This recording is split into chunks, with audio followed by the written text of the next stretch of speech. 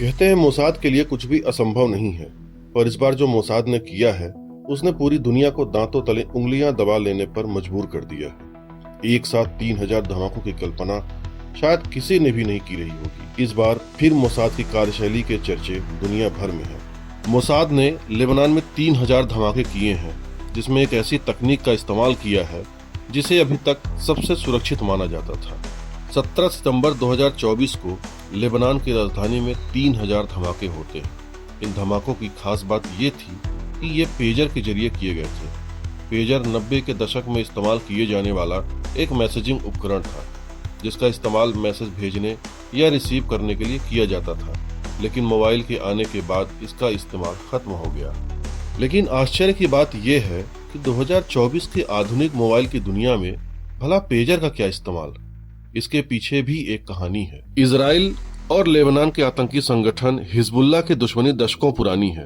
दोनों एक दूसरे पर हमले करते रहते हैं, लेकिन मोबाइल फोन के इस्तेमाल के कारण मोसाद हिजबुल्लाह के आतंकियों की लोकेशन ट्रेस कर लेता था।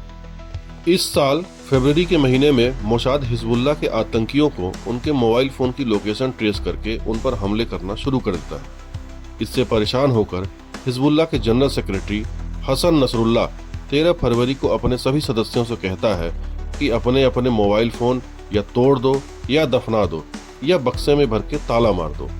अब यहाँ से तलाश शुरू होती है एक ऐसे उपकरण की जो कि सैटेलाइट से ना चलता हो और जिसकी लोकेशन ट्रेस ना की जा सके, और उनकी ये तलाश खत्म होती है पेजर पर।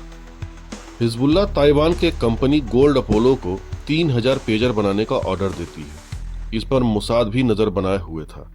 मार्च और अप्रैल के महीने में सारे पेजर के ऑर्डर डिलीवर कर दिए जाते हैं और उन्हीं पेजर का इस्तेमाल करके ये ब्लास्ट किए जाते हैं। लेकिन पेजर से कोई कैसे ब्लास्ट कर सकता है? इसके पीछे भी मोसाद की एक गहरी साजिश है। दरअसल जिन पेजर का ऑर्डर ताइवान की कंपनी को दिया गया था, उसने ये पेजर बुडापेस्ट की कंपनी से बनवाए थे। बुडापेस्ट यूरोप के एक देश हंगरी की राजधानी है, जहाँ तक पहुँचना मोसाद के लिए बच्चों का खेल था। मोसाद ने पेजर बनाने वाली कंपनी के इंजीनियर के साथ साठगांठ कर ली और इन 3000 पेजर में एक चिप और 30 ग्राम PETN, जो कि एक एक्सप्लोजिव है, सेट करवा दिए। मोसाद को इस बात की जानकारी थी कि 17 सितंबर को शाम 3 से 4 बजे के बीच हिजबुल्लाह कुछ जरूरी मैसेज का आदान प्रदान करने वाला है। इसलिए 3:30 पर मोसाद उन सभी पेजर पर एक मैसेज भेजता है और ये मैसेज मिलते ही सभी पेजर ब्लास्ट हो जाते हैं। दरअसल इस मैसेज में एक कोड था। वो कोड मिलते ही चिप और एक्सप्लोजिव एक्टिवेट हो जाते हैं और साथ ही बैटरी भी तेजी से गर्म होती है और जोर का धमाका हो जाता है।